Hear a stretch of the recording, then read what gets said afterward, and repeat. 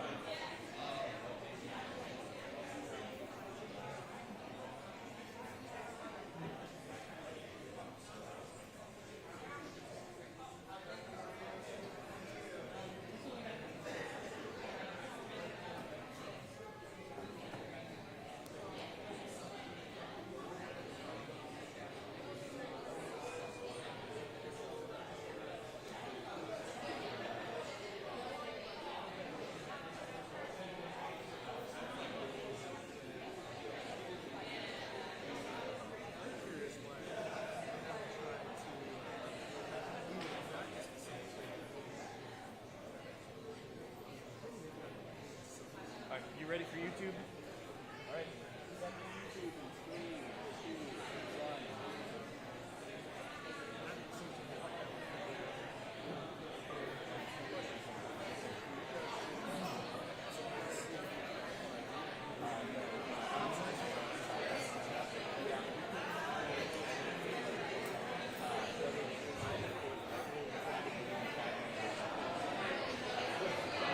Excuse me, everyone. If everyone could please take their seats.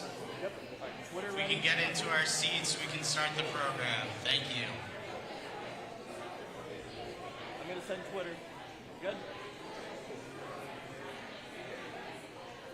All right. Once you have signal there, send me the new stream key for Instagram.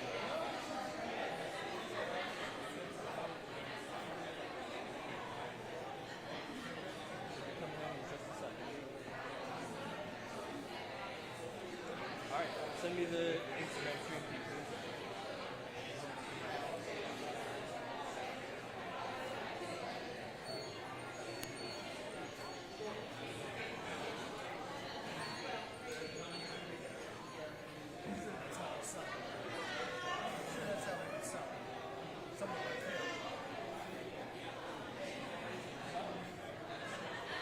All right, you ready for Insta?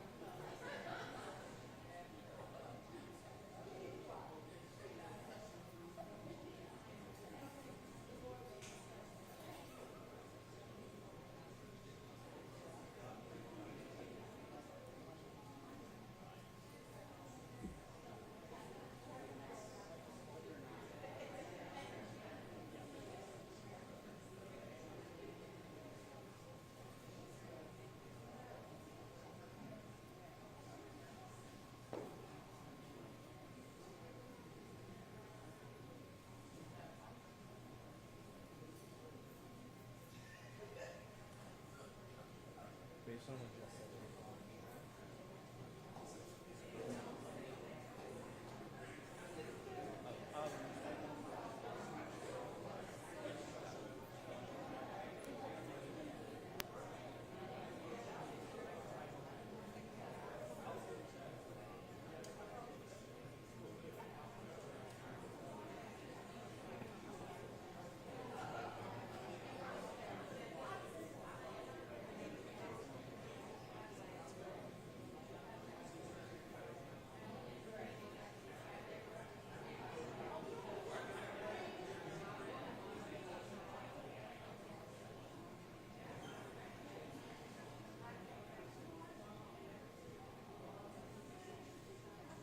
Am I in your shot at all if I'm standing right here?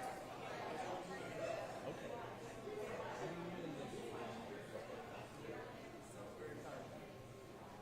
I would have done that.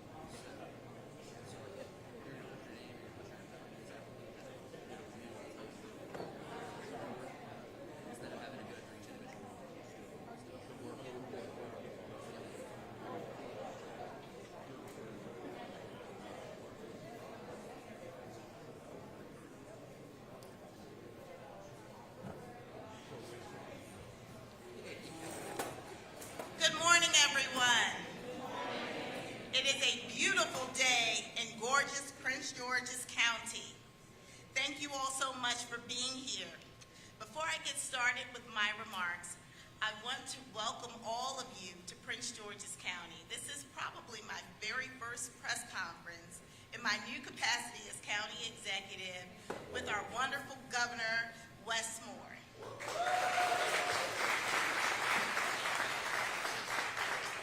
So I thought it was fitting, Rashida, who is the executive director here at UCAP, that this is where we start our work together. Because it's really how we treat the least of these that determines who we are as leaders. And so we are going to not only show but prove to you and those who you serve that we mean what we say and we say what we mean. And that is why we're here today. But we're not here alone. We are with so many of our residents, including many members of our elected community, starting with our chair of the Prince George's County Council, Ed Burrows.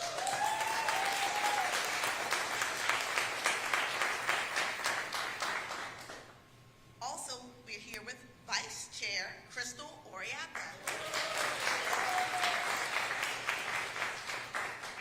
At-large member Jolene Ivy.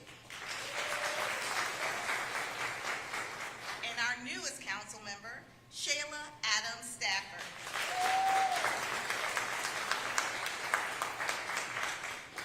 I hear that Senator Joanne C. Benson is in the house. Senator Benson, thank you. Also, Senator Malcolm Augustine. One of my favorite people on the planet, Delegate Diana Fennell.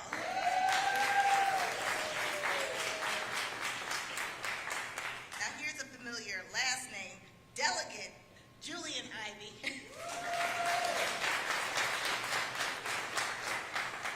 And my soror, Sigma Gamma Rho Sorority Incorporated, just putting it out there, Delegate Andrea Harrison. Also with us is our acting director of the Department of Social Services, Erica Turner. I hope I didn't miss anyone. It is my honor to welcome Governor Wes Moore back to Prince George's County. He loves coming to Prince George's County, oh, by the way, to present this smart, innovative initiative that will help residents access critical services more easily. I want to recognize and thank the Executive Director of UCAP, Rashida Jamison.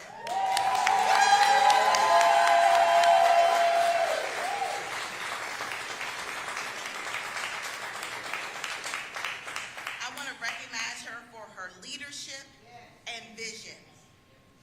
I'm not sure how many of you know this, but UCAP has been serving people since 1964. I also want to acknowledge, and if they can raise their hands or stand up if they're seated, acknowledge and express my appreciation to the UCAP Board of Directors for their steadfast governance and commitment to the community.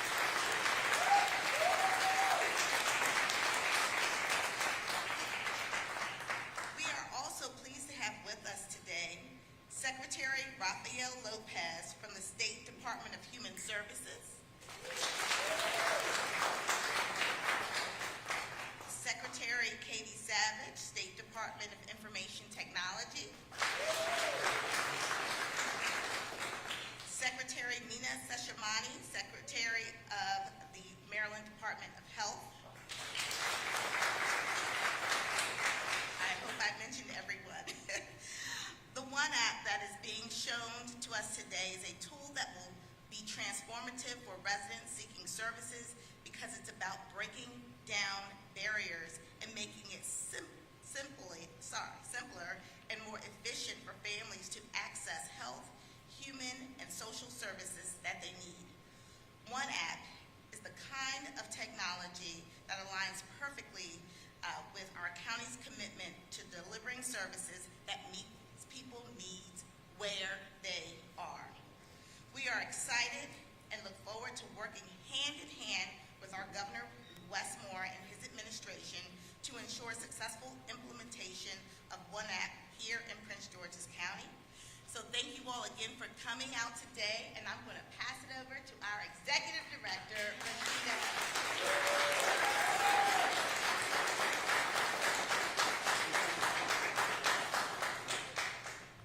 Welcome, everybody. Thank you all for coming out. If you all can give yourselves a round of applause for being here.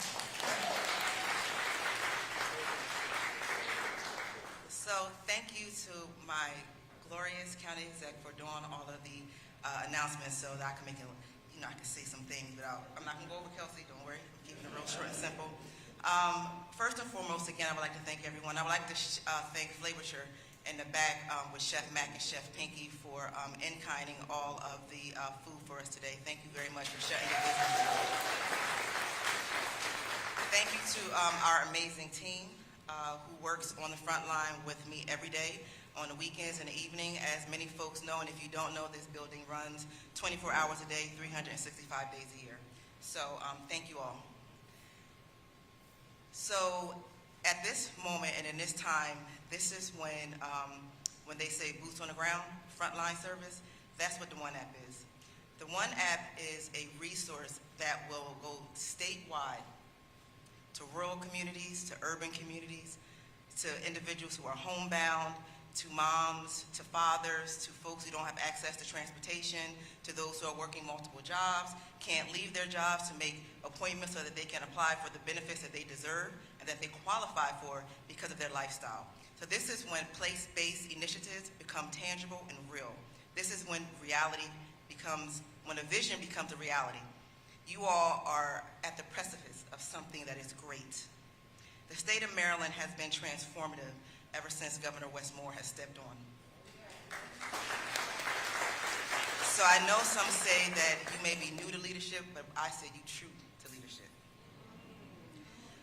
It takes somebody with bold audacity to not be scared, that's what the young people say,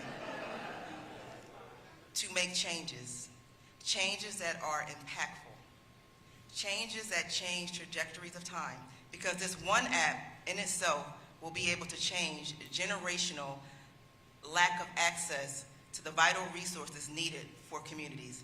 That's access to social services resources, that's access to health care so we have healthy communities, that's access to benefits that folks need so that they can make up for the gap in their equitable income. This is what's needed now. And it shouldn't have took this long for us to get here, but now we're here. Now we're here. We're excited. We had Nixa who talked about it earlier, and I know the governor will share a little bit more about that, but I am so proud. This is a moment that is history. You may not know that, but this is history in the making. And glorious Prince George's County that will be taken around the state of Maryland with the audacity. So to that end, I would like to bring up to the stage our amazing Governor, Wes Moore.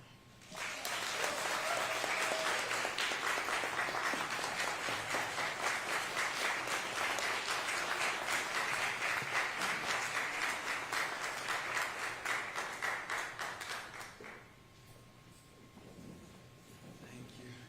Good morning, everybody. Good morning. What a great morning. What a great morning. And Rashida, God bless you. God bless you. God bless you. God bless you. Thank you for being God's vessel. Because God favors you. And God loves you. And hearing your testimony about how you said you made one promise to God. You said, if you just help me in this moment, I will then spend the rest of my life helping others. And I want to thank you, Rashida, for being a promise keeper.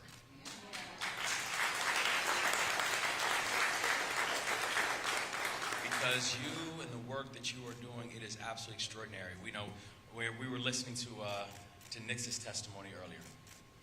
And by the way, Nixa, your 4 beautiful children could not be more blessed than to call you mom.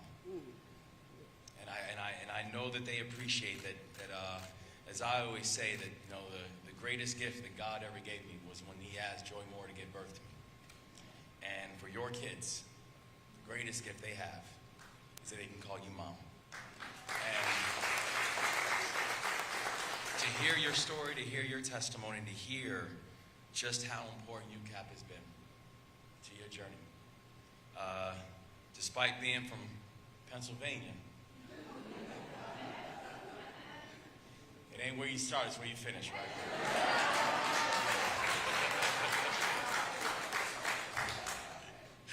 We are blessed. Blessed to be in your presence. Blessed to be in your presence, Rashida.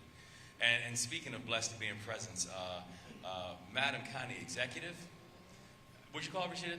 Our glorious County Executive? That feels about right to me. Our glorious County Executive. Madam County Executive, you have not hit the ground running. You have not hit the ground sprinting. You have hit the ground flying. And we are grateful for your leadership. And I'm always, always thankful to be in your presence. God bless you and thank you. Thank you. And I know you did it before, but I think the leadership that you are surrounded by and our colleagues, they are worth another acknowledgement. And so to our chair, my frat brother, Chair Burrows, to our vice chair, Krista Oriana, to our new council member Adam Stapp, to council member at large Jolene Ivey, to Senator Ms. Joanne Benson, to Senator Malcolm Augustine, to Delegate, and what do you say, my friend and my favorite, Ms. Fennell? Right back at my friend and my favorite, there we go. To Delegate Julian Ivey, and to Delegate Harrison. How blessed is Prince George's County to have these leaders at the helm pushing them forward. Thank you.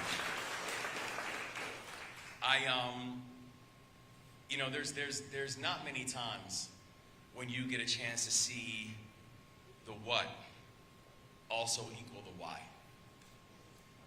Right? There's not many times when you get a chance to stand and say that as you're rolling out initiatives or policies or things that you were working on as a collective, as a group, that it also helps to underscore why you got into this business in the first place. Why you decided to go on this journey. Because one of the things that always got me, and again, I'm running for governor is the first elected office I ever held. Right before running for governor, I was the CEO, and I led one of the largest poverty-fighting organizations in this country. This work is personal. This work is personal, not just because of my background. This work is personal because of my professional background. Because I could not stand the fact that you can call yourself a civilized society when you allow so many children to grow up in poverty. You cannot call yourself a civilized society when so much of our children's future is being determined before they even have a say. You cannot call yourself a civilized society when we will bend over backwards to support the wealthy, but when we're asking those who do not have wealth to bend over backwards. What does it mean to be a civilized society? Who will we fight for? Who will we advocate for? Because the truth is, that is the greatest determination. That's how you're going to be remembered. Nothing else. Do you understand that if we are all God's children, then by definition we are brothers and sisters? So we need to act accordingly. And so as we're looking around this beautiful room, because the truth is that everybody in this room was necessary for today to happen. Everybody's fingerprints are all over this. Everybody did not just have a seat at the table. Everybody had a seat to move us forward. And I'm grateful for each and every one of you. And I also want to give a special shout to the leadership and my colleagues from the Moore Miller administration who continue every single day to make sure that we leave no one behind in the state of Maryland. And to my friends, Secretary Savage, to my friend, Secretary Martin, to my friend, Secretary Lopez, to my friend, Secretary Seshmani, I want to say how grateful I am to each and every one of you. Because our state is better because you have raised your hand to serve. God bless you and thank you so much. I want to thank Pat McLaughlin too. Where's Pat? sitting right behind me. I want to say thank you to you and to the leadership for MD Think for understanding that we can have technology that's used not just to rise, but to technology to make sure that people can be seen and that people can be supported. I want to thank all the people who have done all this work to make today happen, including, by the way, our former Secretary of Health, Laura Rare Scott. I want to thank the incredible team for Code for America, including Arlene Corbin-Lewis. I want to thank all of our, yes, all of our partners in the General Assembly, and I'd also like to acknowledge Pickett Slater Harrington for the fantastic work that he's doing as Director of Enough. Because today truly marks a really important step for this state. Today actually marks a really important step for this country. Because it's right here and right now that Prince George's County and the state of Maryland is saying to everybody in our society, it's not just that we see you, but it's that we're here to not save you, but to remove the barriers that we have always intentionally put in your way. That now is the time that we're being very clear that Maryland is going to double down on making government more accessible for all, and we are going to be unapologetic about it now. We will be unapologetic about it tomorrow. We will be unapologetic in the future as well. Because for families who are working out in Western Maryland, in some cases, by the way, working 2 or 3 jobs, and still living at or below a poverty line, we are saying to them very clearly, you will not be left behind.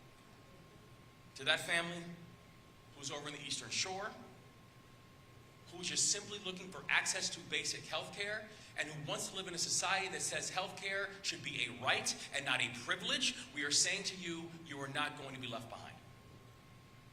And to that family in Capitol Heights, who have benefited from school lunch programs, simply because if you want to be serious about education, let's make sure that the ones being educated are nourished and fed, not just intellectually, but also physically. That we are saying to those families in Capitol Heights that you will not be left behind. And now I know this might sound a little bit odd to some, because frankly, just down the road in Washington, D.C., we're hearing some different language. That down in Washington, D.C., we are watching a president of the United States who is choosing to take a sledgehammer to basic human services.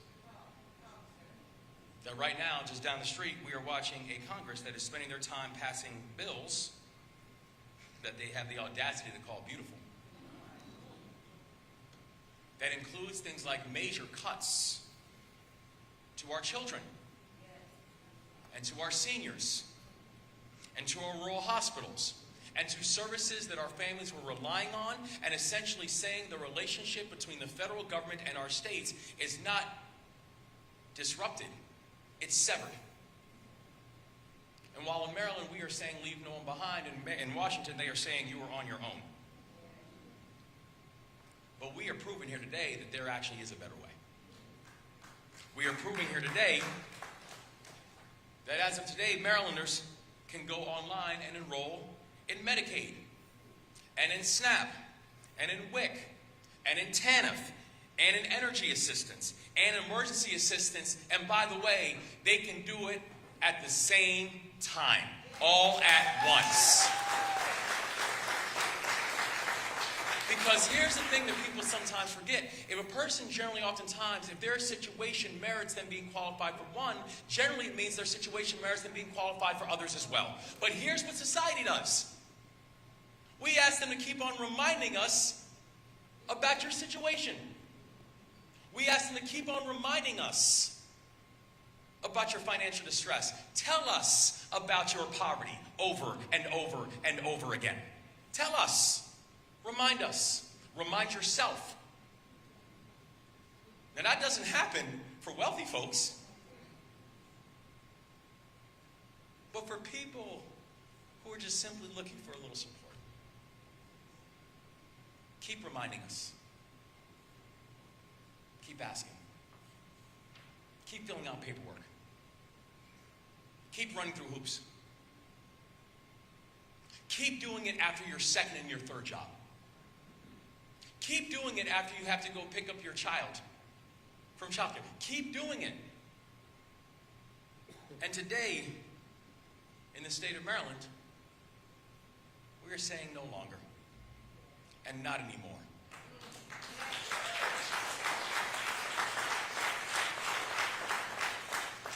Because today we're announcing what we were talking about earlier called one application. And this, you're absolutely right, is a game changer. This application means fewer forms, fewer trips, faster service, more support for families that need it most when they need it most. It's a smarter and it's a people-centered approach to the way that we are doing our governing in the state of Maryland. And it's built with input from frontline agencies and from the communities that we serve. But as has been said before, nothing about us without us. And people have been calling for this kind of one-stop shop for years. And the thing that we're already seeing is folks are already loving it. We soft launched less than 2 weeks ago, and in that time, more than 22,000 Marylanders have completed the one application. Y'all hear me? 2 weeks, 22,000. We have cut down the average application time by nearly a full hour, from 80 minutes. From 80 minutes for SNAP alone to 28 minutes for all benefits, all at once.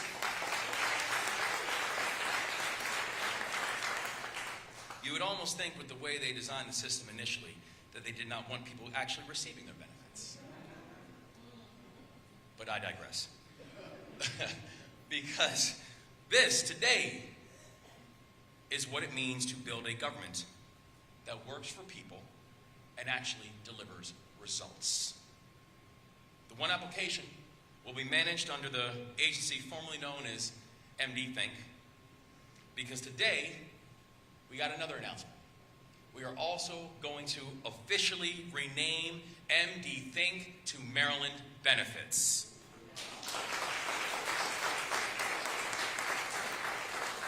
And the name change is important because the name change actually reflects our focus. It reflects our focus on making government more accessible and making sure that Marylanders can get the benefits that they need in every part of the state, starting here in Capitol Heights.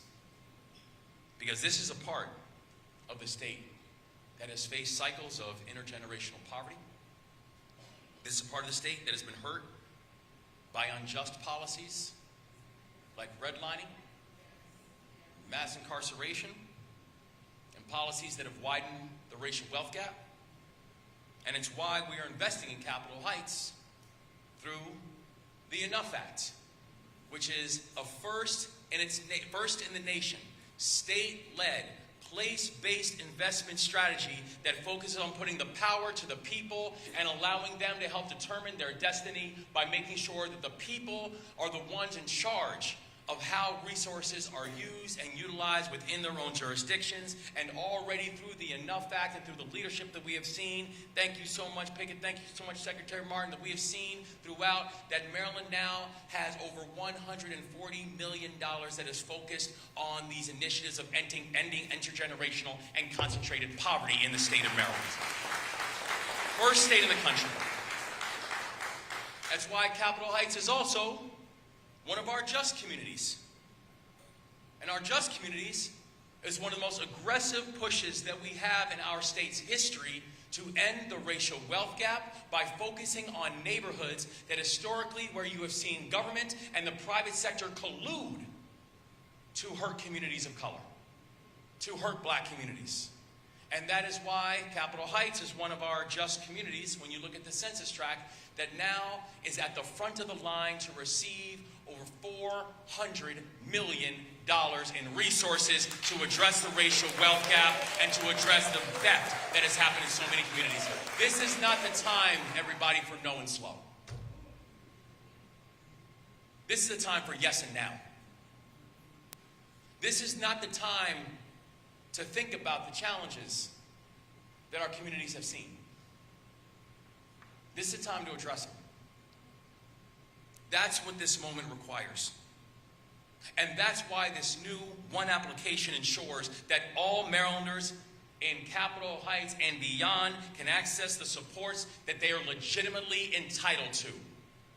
This is not charity. These are supports that they are entitled to, and supports that will not only lift up their families, but will lift up the entire community in the process. There are other communities, just like Capitol Heights, all over Maryland. And to all those people, I'm speaking to you too. That support is here. That we see you. That we know there are so many families who are working hard, who are playing by the rules, who are just trying to get by, but have not been supported by the status quo.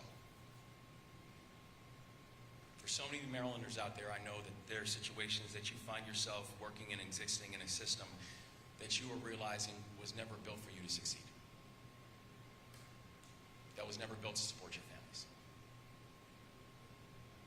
That people want to look at you and then blame you for your situation. Like you're the problem. We are here to say no more. We are here to say that this team, this collective group, this state, it won't be easy, but we were never promised easy. We were promised salvation. We were never promised simple. We were promised glory. We were promised that as long as we understood the assignment and we kept our promises, that everything was going to be all right. And Maryland, today here in Prince George's County and Capitol Heights, we are showing we are promise keepers and we understand the assignment. And so in these times, while I know they are difficult, the truth is we have seen difficult times before.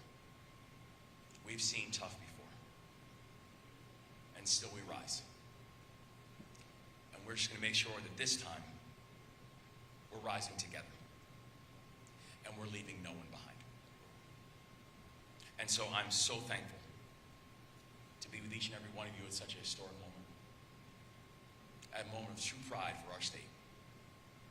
At a moment when we say to everybody in our state that we need you. And we're going to work to make sure that you achieve all of your God-given glory.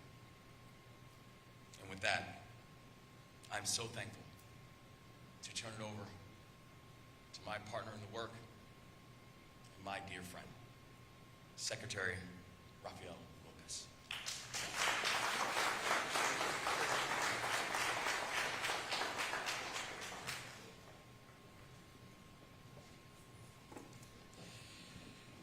So as you can imagine, I'm thinking, Lord Jesus, please let me follow this man properly. Because as I listened to my friends behind me saying, preach, I was like, Lord, please. Going after your boss is never easy. Especially this one. So Lord, give me the strength. That's right, that's right, that's right. Good morning, everybody.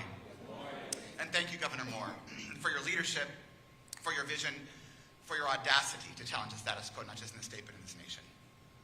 We are grateful to Rashida and her entire team here, who not is just hosting us, but also modeling for us what it is to treat people with respect and dignity. Grateful to our county executive, who has also opened up her home of Prince George's County and is modeling an extraordinary way to partner with all of us in the state. This is a milestone moment for the over 1 million Marylanders that we at the Department of Human Services have the honor of serving. Inspired by Governor Moore's vision to end childhood poverty in Maryland, the audacity to say that out loud in this country, to actually end it. Our team has moved with urgency and innovation to leave no one behind. Leaders like Information and Technology Department Secretary Katie Savage, leaders like Health Secretary Mina Seshamani and previously Laura Herrera Scott, Maryland Benefits Executive Director Pat McLaughlin, Special Secretary Carmel Martin, and Arlene Corbin-Lewis and the entire Code for America team, and all of the teams that these executive leaders represent, they rallied to actually bring this governor's vision to life in Maryland. Tirelessly, this team has modernized how we engage Marylanders and how we treat them. Why? Because this governor had the courage to be audacious, to challenge the status quo. And why? Because Maryland deserved nothing less. They deserve world-class customer service. Today, we launched the Maryland Benefits One application. It's a new way for Marylanders to apply for benefits like Medicaid, Women, Infants, and Children, or WIC, Supplemental Nutrition Assistance, or SNAP, Temporary Assistance for Needy Families, or TANF, and Energy Assistance. And for far too long, we've heard from our customers, our moms, our fathers, our brothers, and our sisters, the sheer frustration of what it's like to navigate these services in this state and in this country. We hear, it shouldn't be this hard to get help. It takes too long. It's too confusing. And why should anyone have to tell their stories over and over and over when they need it most? We listened and we took action. Now, Marylanders can apply for benefits on their mobile phones at one time, in one place, in clear language, at marylandbenefits.gov. As a young person, I remember what it was like for my own mother to take multiple buses, extraordinarily long walks, and navigate government red tape to get the help she needed for her children. Marylanders, just like my mother, Maria Concepcion Lopez, are resilient and resourceful when it matters most. Maryland Benefits One application is our answer, the Moore Miller administration's answer to helping Marylanders when it matters most. Marylanders will no longer have to take multiple buses. They will no longer have to drive from state office to state office navigating our bureaucracies. They will not have to wait on the phone. They will not have to complete lengthy applications and separate forms to access the benefits they deserve and for which they are eligible. Instead, families can apply for benefits in one simple application on their phone or computer and do it within a matter of minutes, not hours, not days. We have grounded this work in the respect and dignity for the people we serve. And now in Spanish. Hoy lanzamos la aplicación Maryland Benefits One. Es una nueva forma para que los residentes de Maryland soliciten beneficios como Medicaid, WIC, SNAP, TANF y asistencia de energía. Por demasiado tiempo, hemos escuchado de nuestros clientes su frustración al acceder a los beneficios. Dicen, no debería ser tan difícil obtener ayuda. Toma demasiado tiempo. Es demasiado confuso. Pero ¿por qué alguien debería contar su propia historia tantas veces cuando más necesita ayuda en su vida? Escuchamos y tomamos acción. Ahora los residentes de Maryland pueden solicitar beneficios en sus propios teléfonos móviles, en una ocasión, en un lugar, en un lenguaje claro y plano, en marylandbenefits.gov. Como joven recuerdo lo que era para mi propia madre, tomar varios camiones, largas caminatas y navegar por la burocracia para obtener ayuda para sus propios hijos. Los residentes de Maryland, al igual que mi madre, son resilientes y ingeniosos cuando más les importa. Maryland Benefits One application es nuestra respuesta para ayudar a los residentes de Maryland cuando más lo necesitan. Esta solución es rápida y fácil de usar. Los residentes de Maryland no tendrían que tomar varios camiones o conducir para ir a las oficinas estatales, esperar el teléfono o completar extensos formularios separados para acceder a los beneficios para los que ellos son elegibles y que merecen.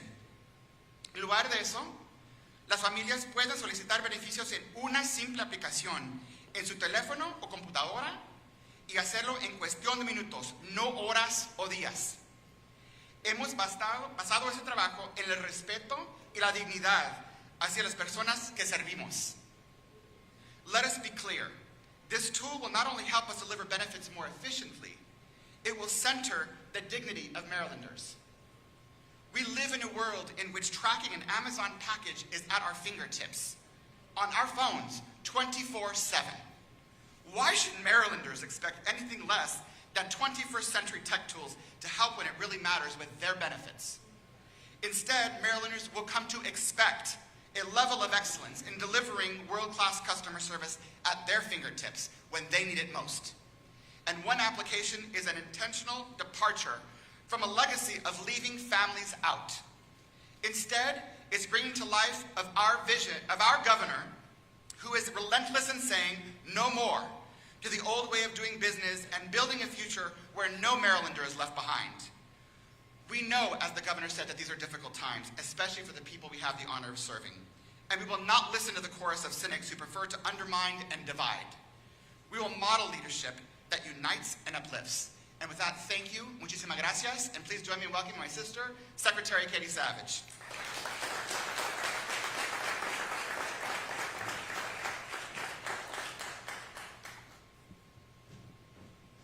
Good morning, everyone. My name is Katie Savage. I'm the IT Secretary and CIO for the state. I'm here to talk a little bit about the unsexy stuff, but how we made this happen from a technical perspective.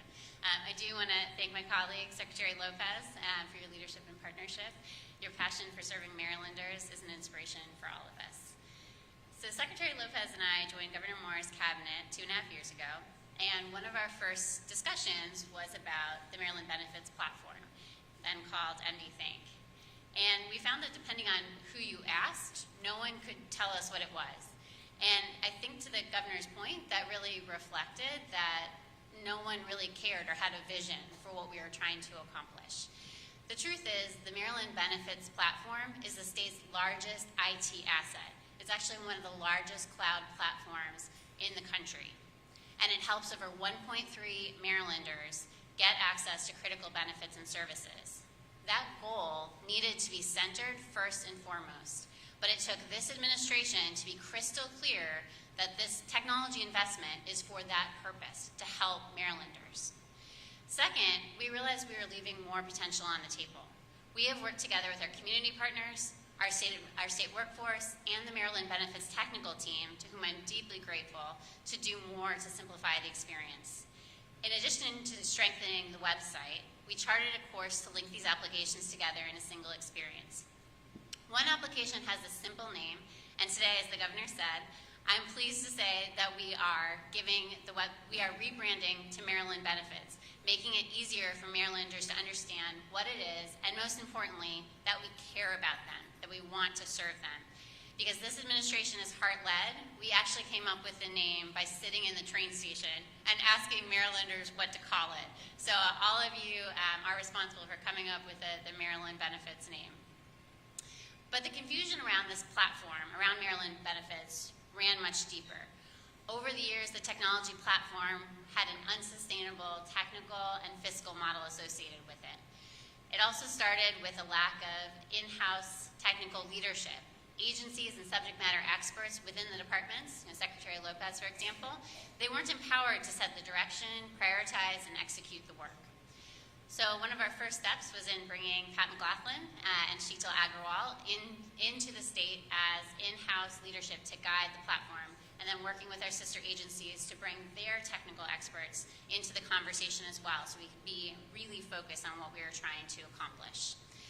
Last fall, Secretary Lopez, then Health Secretary Herrera-Scott, and I gave a unanimous recommendation to the governor's office that in addition to renaming the platform, we transfer operatorship to my department, from the Department of Human Services to the Department of Information Technology. Over the past 2 months, we've transferred the funds to make that a reality. So under this new model, agencies can do what they do best. So Secretary Sachmani, Secretary Lopez can really focus on partnering with all of you on the actual benefits, on service delivery, on working with the community. And my department and Pat can work on sort of the behind the scenes, more boring stuff. So we're really pleased to have the Maryland Benefits team join my agency. We are committed to using our resources and expertise to support the underlying platform, improve economies of scale, expand new forms of technology such as automation and artificial intelligence. We actually have a chatbot that we're using to help guide this experience right now, and identifying cross-cutting initiatives like one application. I think one application is hopefully the first of many ways we'll continue to use technology to simplify the experience. All of this work would not be possible without the support of Governor Moore. I am so proud to work for an administration that sweats the technical details and for a governor that understands that efficiency is more than dollars saved. It's about making sure we do a better job serving our people. One of the newest members of this administration, Department of Health Secretary Dr. Meena Seshmani, has hit the ground running and is helping Secretary Lopez and I refine the state services so no one is left behind. So with that, please help me to welcome Secretary Seshmani.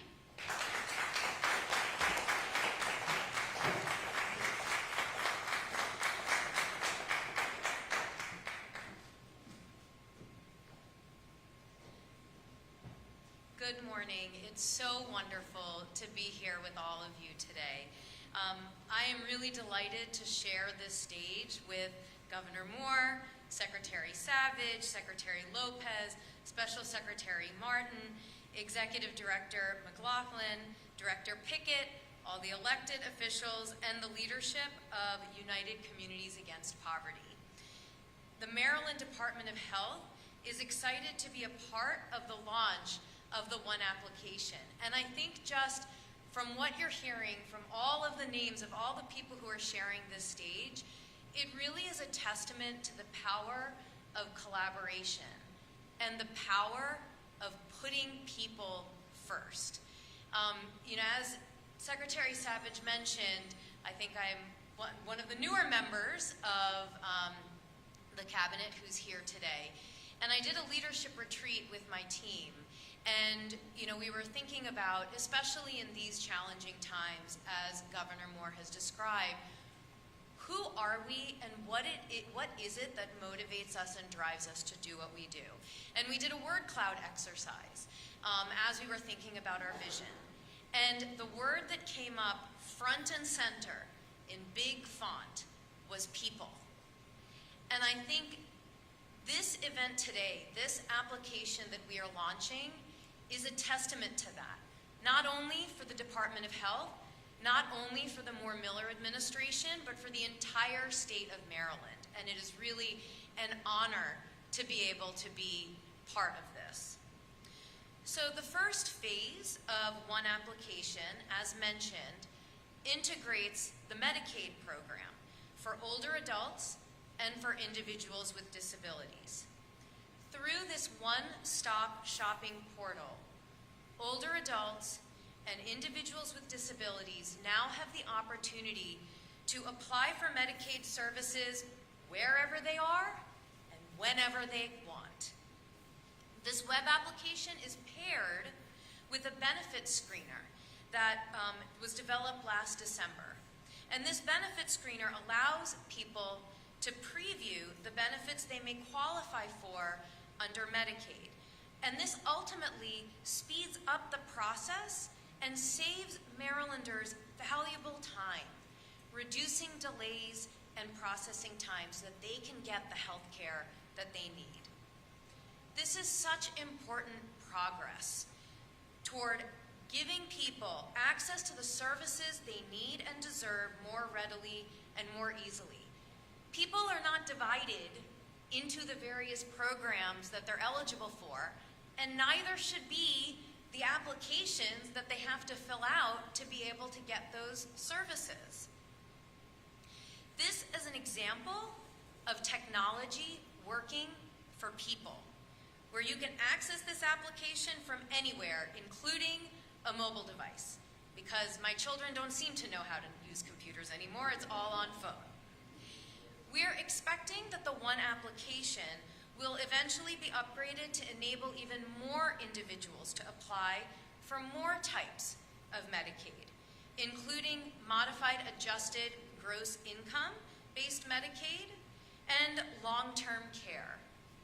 So in the future, it will allow Marylanders to perform even more actions through the portal, such as reporting changes, renewing, managing their Medicaid applications, and reviewing important notices. This initiative represents such a significant step forward in our collective efforts to remove the barriers that individuals and families face in accessing essential resources like Medicaid. Again, thanks to Governor Moore's leadership, for having that audacious goal to remove the barriers that prevent people from getting access to the services they need to live their lives. By making it easier to access healthcare, we're increasing service availability and promoting a healthier, more hopeful future for every Marylander. This is such a wonderful moment to celebrate, and you all inspire us as we continue to pursue meaningful and measurable impacts for all Marylanders. So thank you, thank you, thank you. And with that, I'll turn it over to the Executive Director of Maryland Benefits, Pat McLaughlin.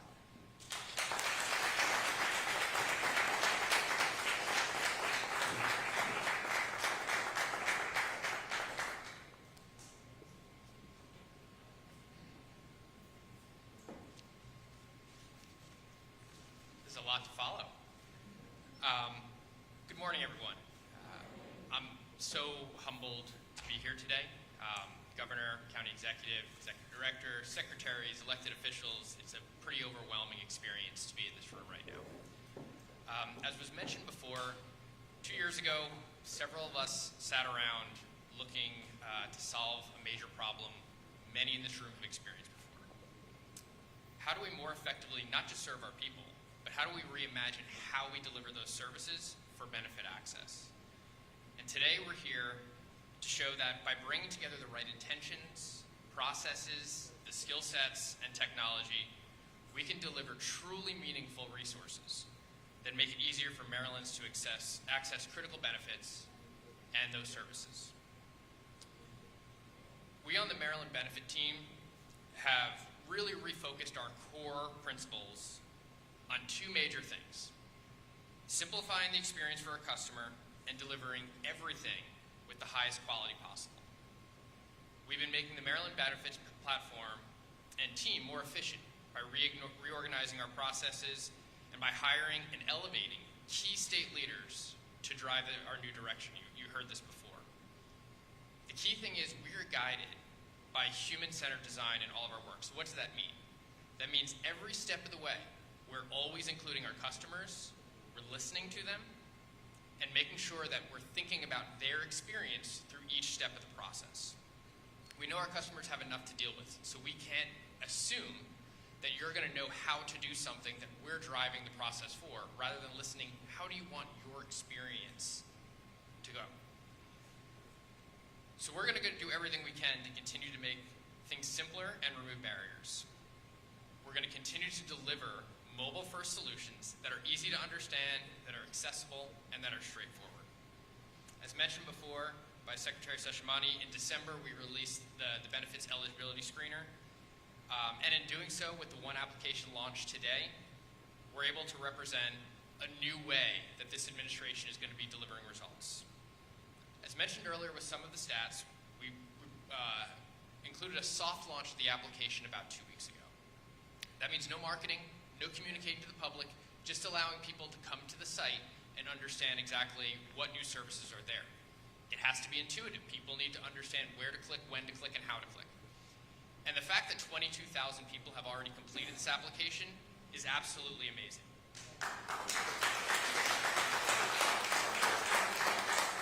And it's not just the time to deliver it. We talked about the reduction in time to fill out the applications, but I do want to call out a couple of things that were brought up earlier around the disconnect in existing processes. A customer previously would have to go to one location or another location, apply in different ways.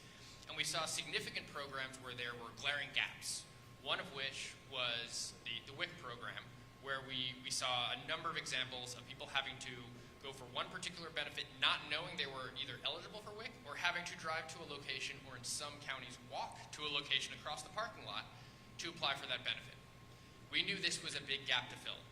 And in 2 weeks, we have had over 1,500 individual applicants through the application process, through the WIC application process.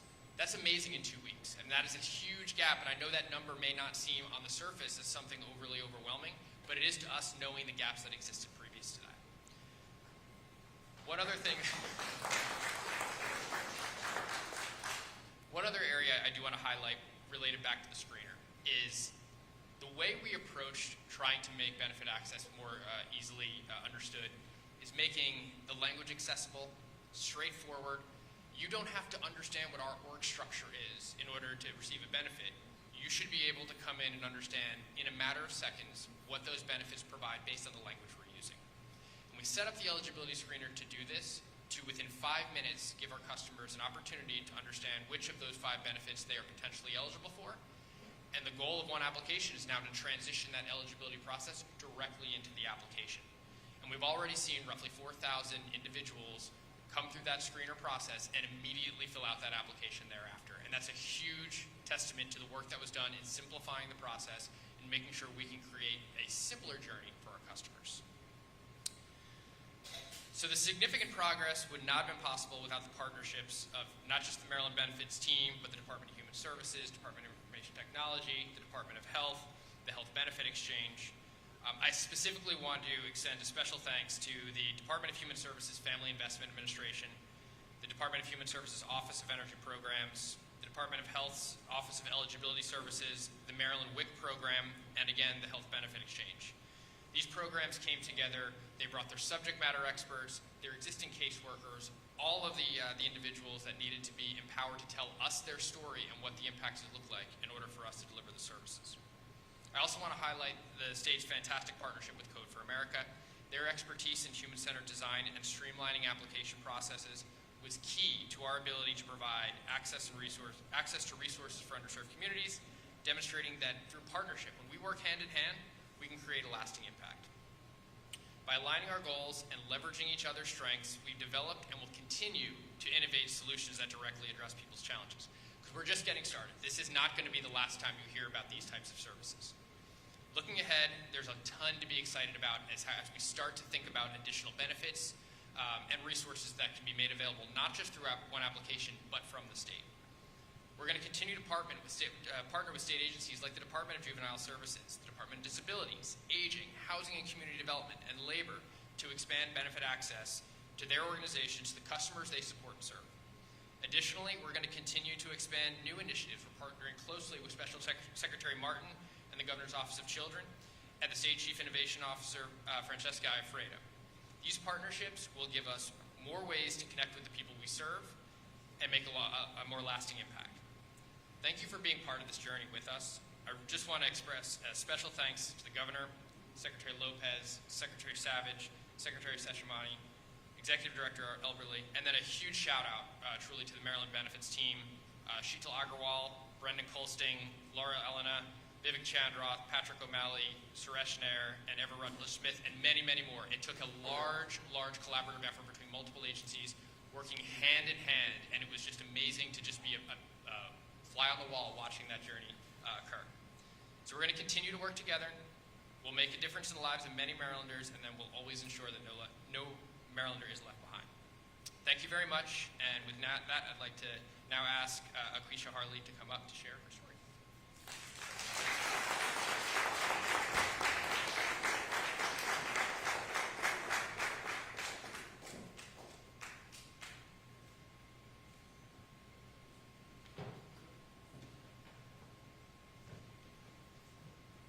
Good morning, everybody. I unfortunately do not have a speech prepared, but there's nothing more than just being able to tell it from exactly how it is. My name is Aquisha Harley. A lot of people here in this building also know me as Nixa, as my nickname. I am a mom of 4 children, 2 of my youngest who are here with me, 7 and 3. They are special needs kids. Governor Moore spoke earlier about having to sit here and tell your story over and over when you go to these different places and you talk to people about what benefits and things that you need in order to progress through your situation. It is extremely stressful to sit here and have to go over and over and meet different people and have to sit there and tell everybody your story. It's hard. You don't want to keep telling people how messed up your life is, how much you're struggling, and the things that you need when you feel like as a parent you should be able to be there and provide for your kids. It's difficult, it's hard. I wish the one app was available when I sat here and I had to apply for everything. I've had to sit here and drag my kids through the rain and stroller and snow on the bus to sit here and get everywhere that I had to go. Sitting in an office with special needs kids, trying to keep them quiet and still so everybody would not stare at you was difficult. It's still difficult now. Had this one app been available for me when I needed it, it would have made things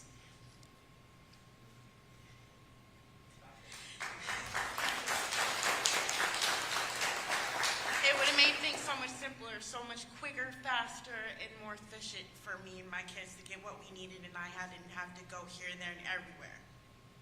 So taking the time to go through this app, I feel like the people who are going to be using it, the ones who've already gone through it and completed the application, will benefit them so much more easier. They won't have to travel and go through the self-embarrassment to sit here and talk with people and do these things. So I really feel like this app is amazing.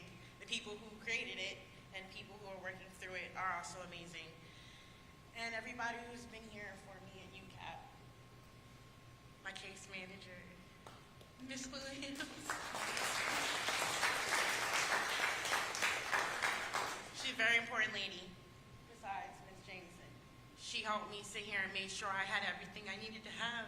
And she had to dig in me. You tell me that she's had to get on me sometimes if I fell behind and I didn't do what I needed to do. So having these things implemented for us to be able to get where we need to go is important. So with that, thank you